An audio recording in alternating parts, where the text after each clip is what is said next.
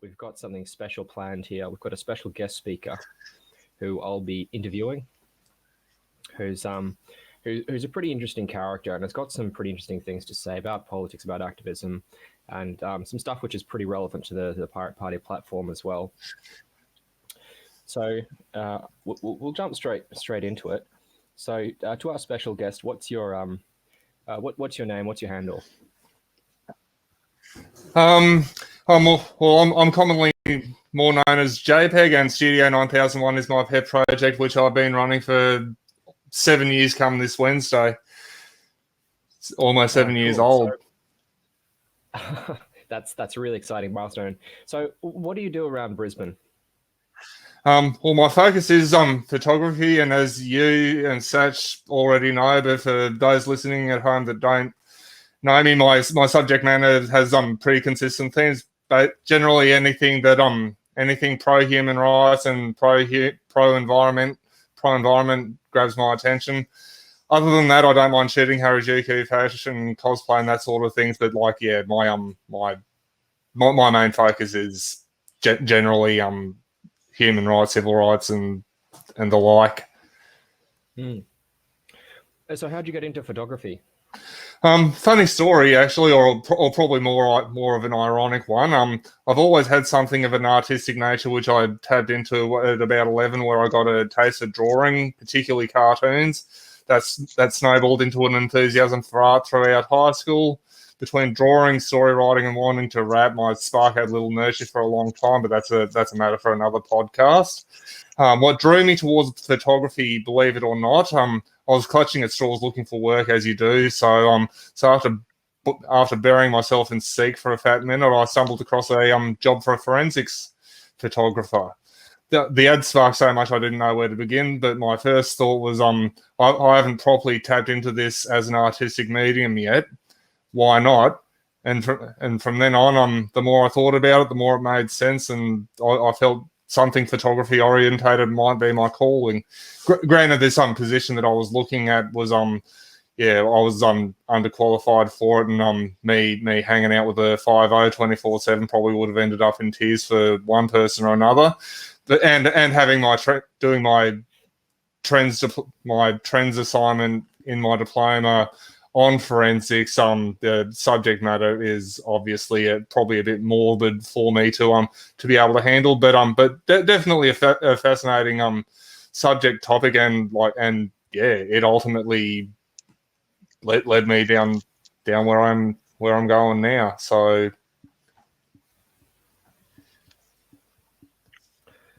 you're a regular site at protests and rallies and political events in Brisbane. Do you consider yourself very political, and what are your political beliefs? Well, am I a political person? Well, being apolitical in itself is a political stance, so the answer is always going to be yes by default. But assuming you want to go into specifics, I do remember having a yarn with a friend who's been on the circuit for probably longer than I have, and at one rally did ask me they did ask me after X amount of years. I had no idea what my political ideology was. I didn't have a straight answer, ultimately because I didn't have one. Probably droned on like an idiot, but it sparked an idea for a written piece which I've been procrastinating on since. But to summarize, I've always considered myself more of an artist and an activist. Anyway, I was in a pretty chaotic mindset when I took my first steps down the rabbit hole, but ultimately I think I'm a lot richer having done so. But as for beliefs and ideology, I think Bill and Ted summed it up properly when they said be excellent to each other. Failing that, just don't be a jerk. Words to live by for sure. So following on from that question, why do you do what you do? Well, my initial idea was for my photography to be something of a megaphone for those putting their voices out there. Said voices get out and project and get to say their piece and put their message out there, and I project that via my photography. From there on, it's up to the audience to interpret, share, love, hate, or dismiss, or take it as they don't. It's not on me to make you think, but it's up to me to give you something to think about, if that makes any sense. Yeah. So those of us who go to protests and rallies regularly, often see a lot of police there. So do you ever have any notable interactions with the police? Ooh, yeah, I do try and I do ultimately try and keep my nose clean and play by their rules to a degree, enough to keep myself out of strife. But to answer your question, yeah, I've had more than my share of interactions with the police. Like I was able to write up a few after being pitched this question, but like we'd be here all day if I talked about everything. First one that comes to mind, wasn't actually at a protest, but I was on my way to one, and yeah, to be fair, in the coppers' defence, I was playing a game of cat and mouse while fair evading between Enoggera and Bowen Hills on the way into a gay rights dealie. I thought I made a clean break from the cops until I heard him yell out to me. I was like, okay, yeah, you got me. Put my hands on my head, like, yeah, okay, I'll go quietly. Arsehole just fucking bounces me off the wall and bloody throws me to the ground. He's like, got me pinned down, like full fucking body weight on me. Like, asked me what a bloody, what I'm doing. I'm like, yeah, I was trying to dodge a fine for fair evading, and he was like, "Are you shitting me?" Like fucking inches from your face. Like, are you fucking shitting me? And like he's he did say when we got to the station, the way I bloody played cat and mouse and ducked and weaved from him, he would have thought that I was wanted for murder. So, like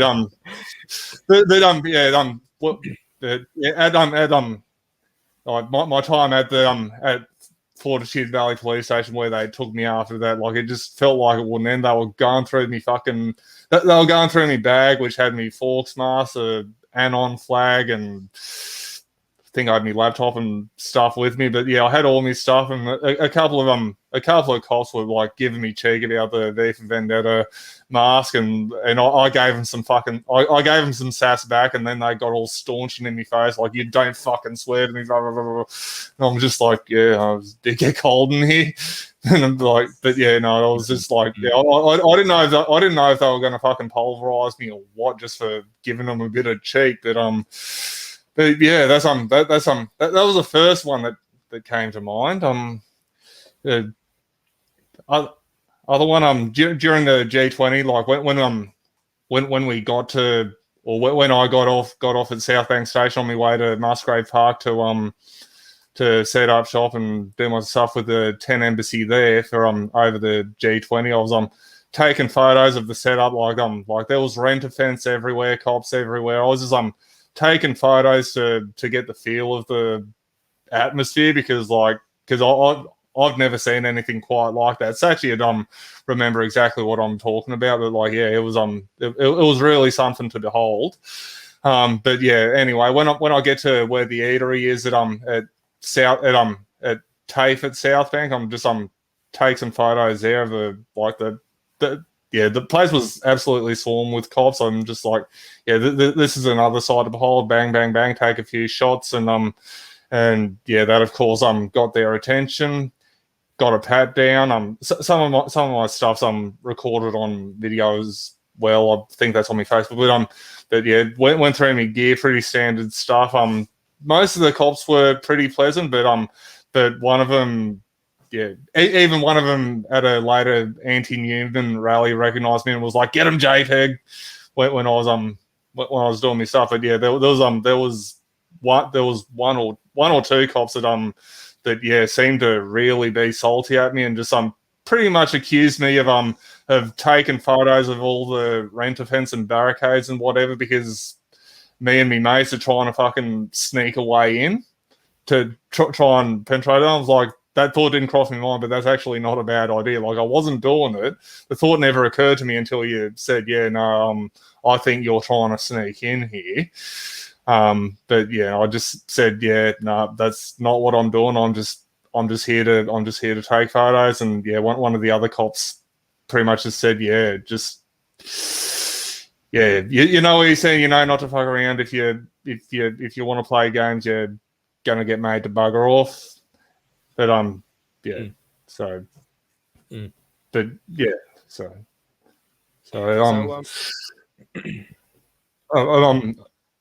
sorry, go.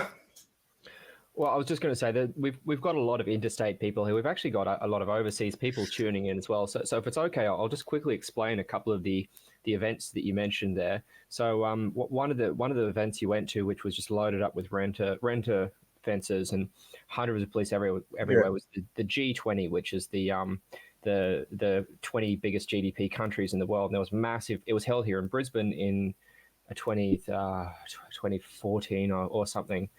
2013, 2014, I believe. yeah, and massive protests against it, huge, and so it made a pretty big splash at the time. And another one you mentioned was the I believe you would talked a little bit about the KP 120. So in the most people are probably aware that Australia doesn't actually have a humane policy towards asylum seekers. Australia actually, we actually lock up our asylum seekers in a concentration camp on an island. We put them in cells for the crime of trying to get away from war-torn countries.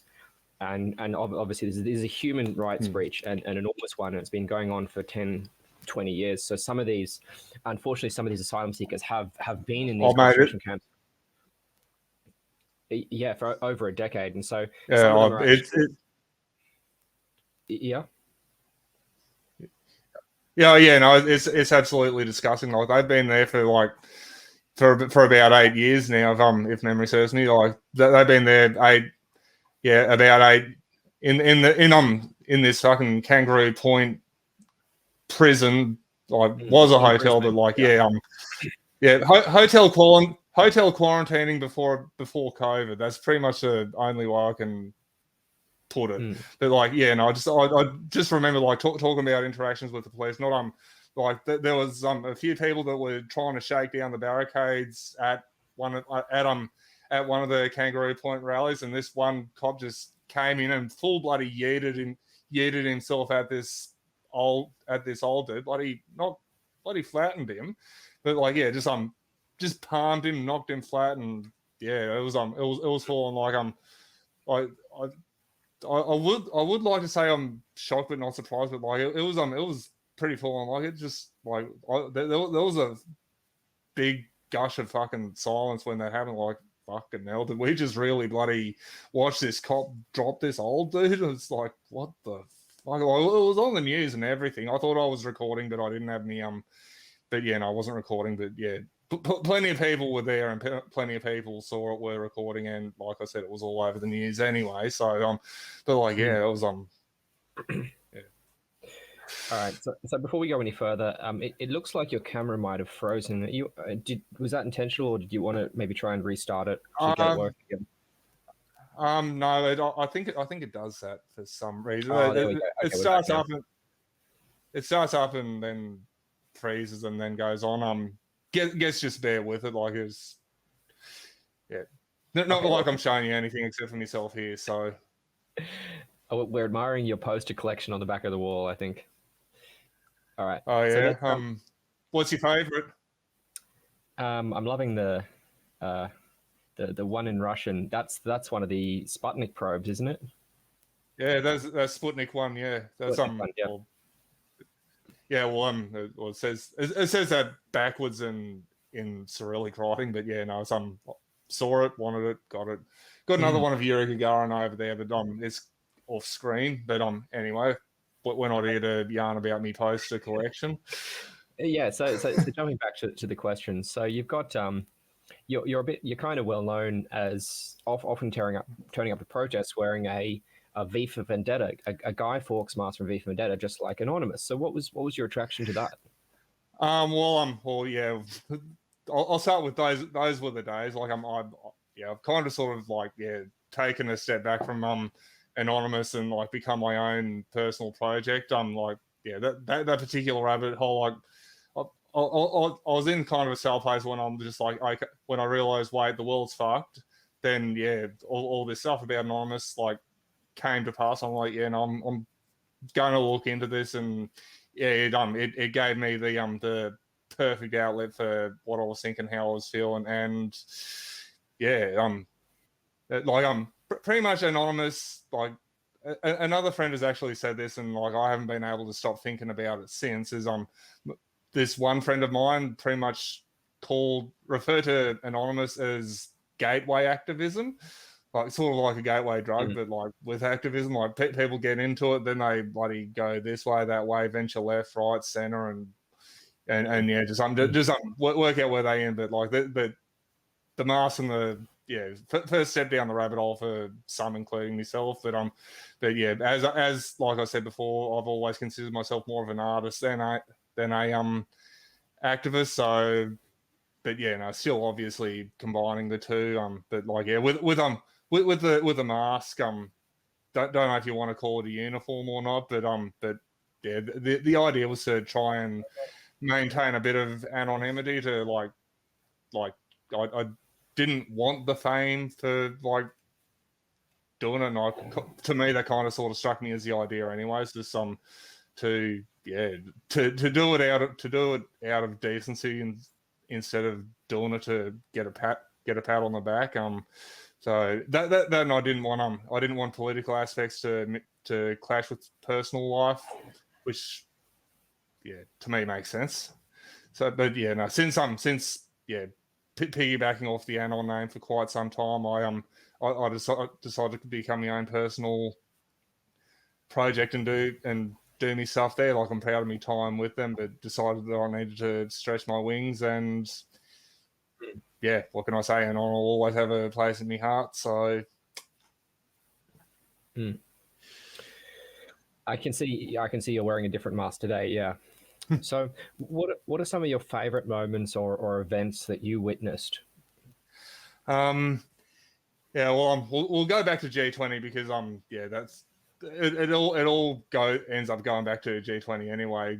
Just thinking about this, but yeah, G20 on the final day, like I ended up having a few drinks before the final end, so I kind of missed most of the last protest. But like we were yeah, where we'd set up shop was like pretty much around the block from Musgrave Park, and like we heard the protesters coming in through that towards that final stretch. So yeah, I thought, yep, while I'm here, might as well take these photos. So go in, take photos, and then out of nowhere, there's just this big bang, and everyone just bloody sprinted towards me for that for that final like 100-meter dash towards Musgrave Park. There was just this big bang out of nowhere. I have no idea what it was, but yeah, just bang. Then everyone just starts stampeding at me. I damn near shit myself, and I'm pretty sure the cops did as well.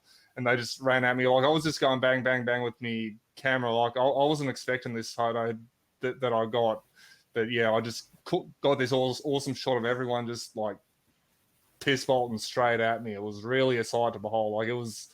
Like the raw energy of the moment was that bloody intense that it was yeah, I can't think of anything since it has topped it. But yeah, so but yeah, no, it was yeah, that was one of my favorite things.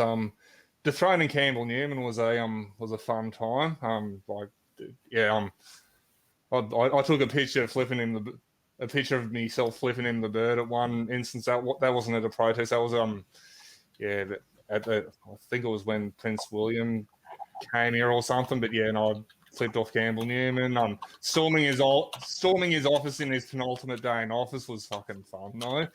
I just stood out the front of his office, made a racket, and just yeah, yeah. No, it was fun. So the like yeah. Met a lot of interesting people over the subsequent 7 years as well. Off the top of my head, I've met the Veronicas. I've met Richard D. Natal. Right. I've met Richard D. Natali, and I've met Pauline Hanson. That was about as fun as it sounded, but yeah, that it was. Story for the grandkids, I guess. Yeah, so the Veronicas are actually Queensland locals. They grew up in Ashgrove, I think, here in Brisbane, or somewhere north side. Yeah, I do remember they were supposed to be from Queensland. I've got a picture of them in a frame up there, so I'd get it up and show you, but it looks like my screen's frozen again. So, but yeah, no, that was yeah, that was yeah, that they were a couple of speakers at one of the gay marriage protests that were happening. So yeah, Right. got met them and got a quick photo with them. So yeah. So for the benefit, again, for anyone who's interstate or international, Campbell Newman is a conservative premier of Queensland about 8 or 10 years ago or something, slashed about half or 2/3 of the public service, fired 10,000 people from their jobs. Enormously unpopular. He's single-handedly the reason why Queensland is a Labor state these days. And Dinah Tale is the head of the Australian Greens. Pauline Hanson, she stuck around like a bad smell. She founded One Nation, who wanted Asians to go home back in the 90s, and now they want I don't even know all kinds of racist trash. Yeah. Real Went from yeah whinging about Asians to whinging about Muslims. Like she found the perfect ticket to have something. She moved on to Islam. Sorry. Yeah, that's pretty much it. Yeah, so she's another product of Queensland as well, much to our shame. Moving on rapidly, moving on to the next question. So, where do you think Australia is headed in the next 10 years? Like if 2 years ago you would tell me that Australia, or be it the world, is where it is now, I'd have laughed at you and told you to get fucked. Like that's So yeah, maybe my predictions like not quite all that, but like yeah, just some. Honestly, I'm like yeah, really. The only thing that I can think of is what was I going to say? Yeah, I'm the only person that like used to ritualistically wear a mask, and now everyone's doing it. That's how much my predictions not exactly on the ball. So I can't even think about tomorrow, let alone the next 3,650 days ahead. This morning I woke up to something from work in me on my app, and like yeah, we're going back into lockdown at 4 o'clock. I didn't see that coming. Probably should have, but yeah, no, didn't predict that at all. So yeah, no, I could not tell you. I'm just going with the flow, doing what I can when I can do it, and just like yeah, trying to be the best human being I can. Great. Well, is there anything else you'd like to say to the stream while you're here? Not really. No, there's nothing nothing sensible anyway. What about something unsensible? Patrolling the Mojave almost makes you wish for a nuclear winter. Great. All right. Well, how can anyone interested who wants to check out your photos and follow along with what you do, how can they follow you? Well, most of my magic happens on the Facebook page, which is facebook.com/Studio9001. I also have an Instagram, which is instagram.com/jpeg.studio9001. Both are linked, so yeah, but you post something to Instagram, it gets posted onto Facebook. So yeah, those are pretty much intertwined. So yeah, but most of the magic happens on Facebook anyway. So yeah, get on it. Well, thank you so much for your time. Thank you for joining us. Fascinating to hear your story, and it's always great to sort of reminisce and look back on some of the protests and rallies that we've bumped into over the years. It's been a pretty busy 10 years, but you've always been there documenting it, and I think that's really important. Yeah, really important what you do. That's kind of the idea. Like I just like first meeting with Anon would have been November 5th, 2012. Yeah, one of us that was there, like I brought my camera because like I didn't know what was going to happen, how big it was going to be, but I brought my camera anyway, took some photos. One of us said like, yeah, no, that can be what you do, like just get the camera, shoot to kill, metaphorically speaking, and just go to town with the camera and just be the artist and activist rolled into one, so to speak, and yeah. And yeah, now here I am. So yeah. Okay, great. Well, thank you so much for your time. Anyone wanting to have any follow-up questions can refer those to Facebook or Instagram. Now let's roll on to the next.